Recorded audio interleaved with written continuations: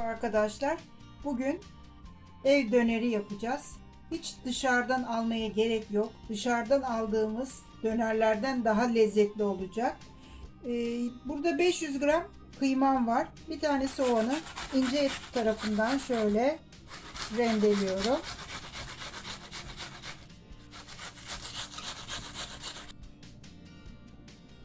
Bir tane soğanı ince yerinden rendeledik. Bunun içine 3 yemek kaşığı dolusu yoğurt koyuyoruz. 3 yemek kaşığı irmik.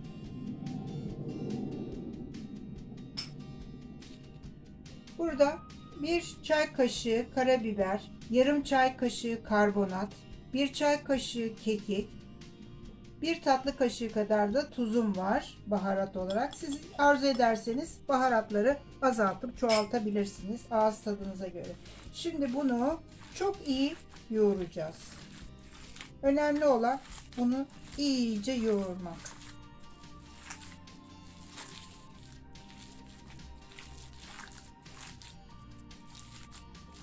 Hiç döner etten farkı olmuyor arkadaşlar.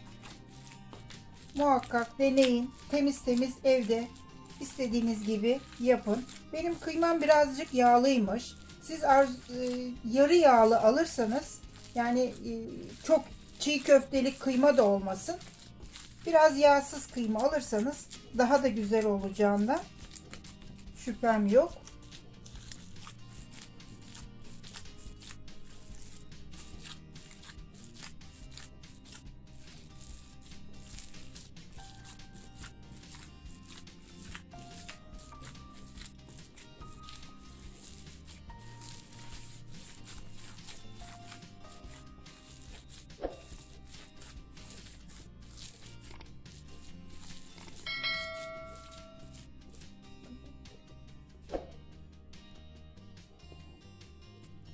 Böyle bir streçe aldık. Şimdi bunu yuvarlayacağım. Düzgün bir rulo yapacağım.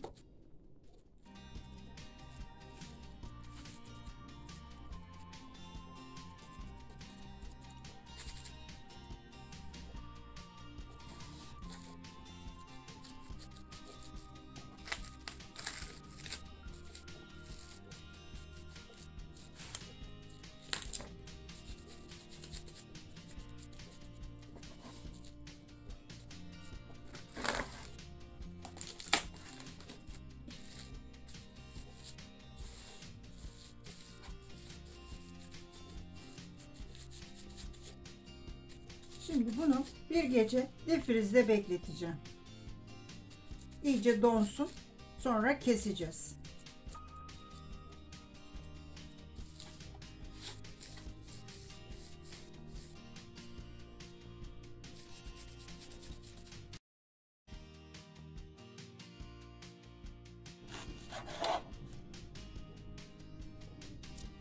Pidelerimizi kesiyoruz.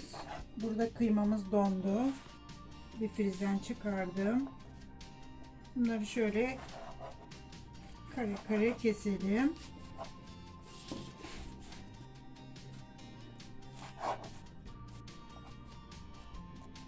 Tırnak pide diye aldım bunu. Bunu şimdi şöyle borcamımızın altına, tepsimize altına şöyle koyalım. Gelişi güzel.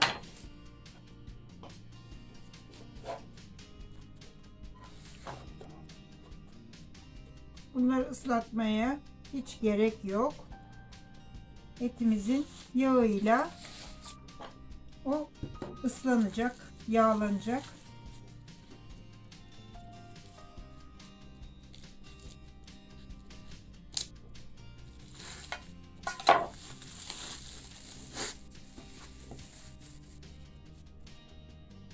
Şimdi bunu çok ince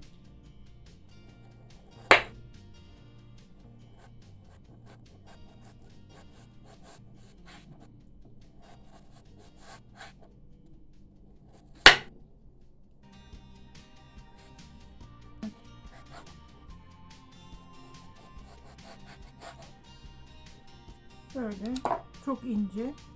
Bunları üstüne sıralayacağız.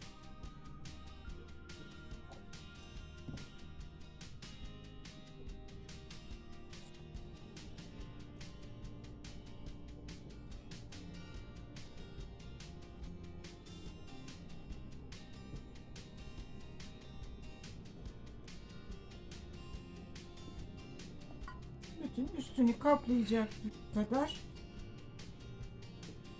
yerleştiriyoruz bunları. Fırınım 160-170 derecede ısınıyor. Hemen fırına vereceğim. O arada üstünün sosunu hazırlayacağım.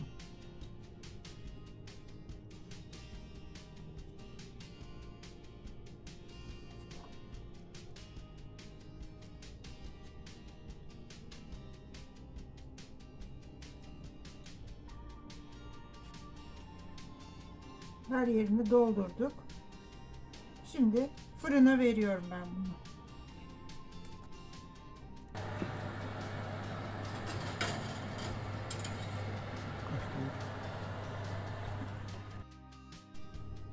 Şimdi sosunu hazırlıyoruz üstünü.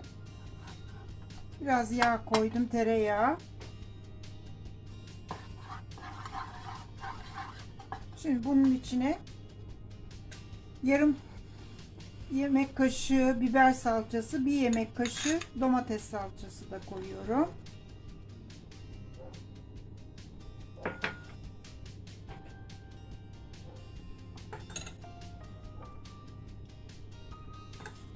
Biraz yazdan olan sosundan koyuyorum. Şöyle göz kararı domates sosu. Şimdi bunu kaynatacağız. Şurada tuzumla karabiberim var. Onu da atıyorum içine. Şimdi bunu pişireceğiz böyle. Domates kokusu çıkana kadar kaynatacağım yavaş yavaş.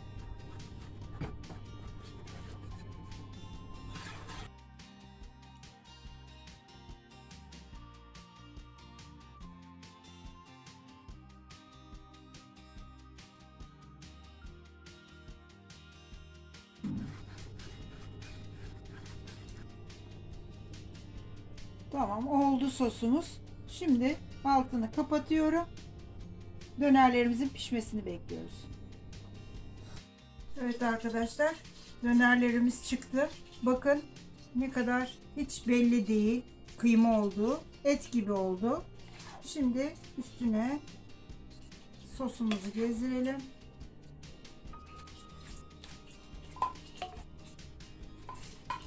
Cızır cızır, ne kadar güzel. Mutfağın bir kokusunu duysanız mis gibi kokuyor. Şöyle kenarlarına ben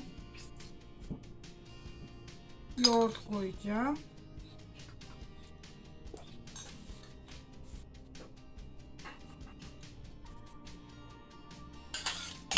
Tereyağımızı da kızdırdık. Şimdi üstüne de tereyağı. Oh, mis gibi. Hem ekonomik hem lezzetli. Çok güzel oldu. Yapacaklara şimdiden kolay gelsin. Afiyet olsun. Kanalıma abone olmayı, beğenilerinizi, yorumlarınızı bekliyorum.